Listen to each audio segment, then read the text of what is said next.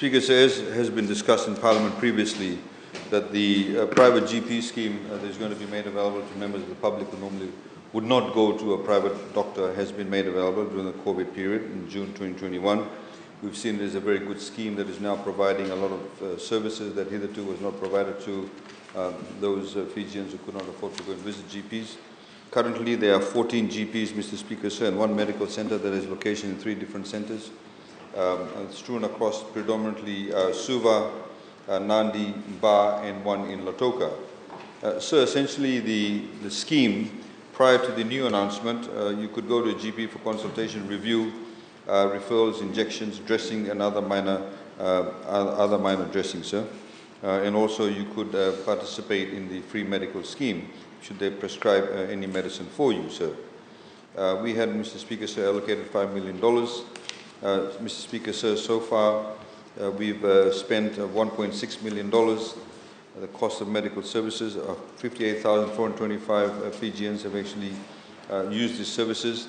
When the GP scheme, interestingly, sir, was rolled out in late June 2021, an average around 1,400 patients were seen on a weekly basis. Over the last few months, we've seen the numbers have gone up to an average of 1,700 patients a week that are seen under this particular scheme.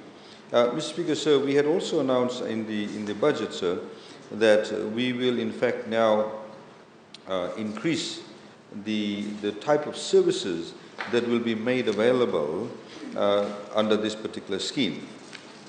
So now, for example, if you go and visit one of these GPs, sir, you can get a multi-urine dipstick test done, ECG, nebulizer treatment, oxygen supply, and ultrasound scans if they have it at all government's cost.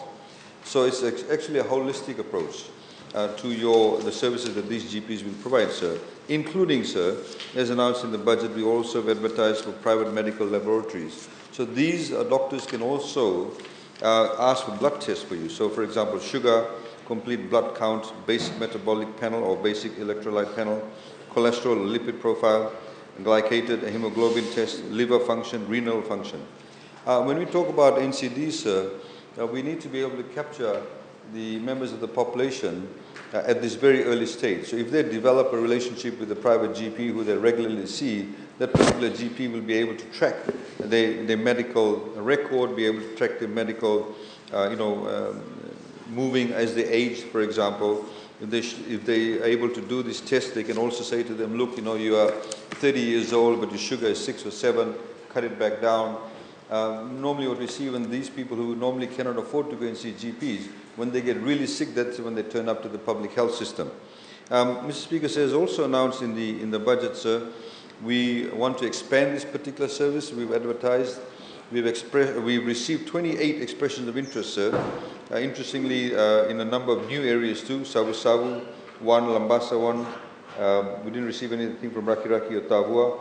Ba 3, Lautoka 2, Nandi 3, Singatoka 4, Navua 1, Korobua 1, Nasori 1, Lamin 0, Nakasi 3, Nasinu 2, and Suva another 6.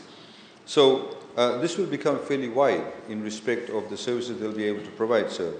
Mr. Speaker, sir, we will be announcing those who qualify by next week, and of course these are available on the government Facebook page, so members of the public can actually go and visit them also. As part of the expansion to the dental services, Mr. Speaker, sir, as a result of COVID and because of the lockdowns, because of the infection issue, a lot of the dental services were actually put on hold, and we've seen now a huge rush for those services. Again, Mr. Speaker, sir, we've advertised that these dental procedures, which includes consultation, temporary filling, permanent filling, and extraction, will be provided through this particular PPP scheme. We've so far received, Mr. Speaker, sir, 6 EOIs, 2 from Suva, 2 from Nakasi, 1 from Navua, and 1 from Lautoka. So if they qualify, Mr. Speaker, sir, these dental services will be made available to them. As we also said, sir, we've also advertised for the private medical laboratory scheme where we've already received 6 expressions of interest in that respect. Mr. Speaker, sir, the last component of this is that we also want to assist private GPs to go into areas where population numbers are growing and people may need to travel long distances. So some of the areas we've highlighted, for example, if you look at Senganga, Nasarawanga, Draketi, etc., if you have a private GP in that location, you could have a number of people traveling to them too. Also, if you look at some of the areas that have now expanded in what we call semi-urban areas, or semi-rural, semi-urban areas outside Nandi, like Korovuto, Malolo, Nawai, and all those areas. So if you have a private GP there, in particular, for example, if there's flooding and people cannot get to Nandi Hospital, if you have a private GP available, they'll be able to go and see the private GP. So in that respect, sir, we've also allocated $200,000 to actually help them with some additional setup costs. Because we need these people out there, and of course, we'll be advertising that very soon, sir. Thank you.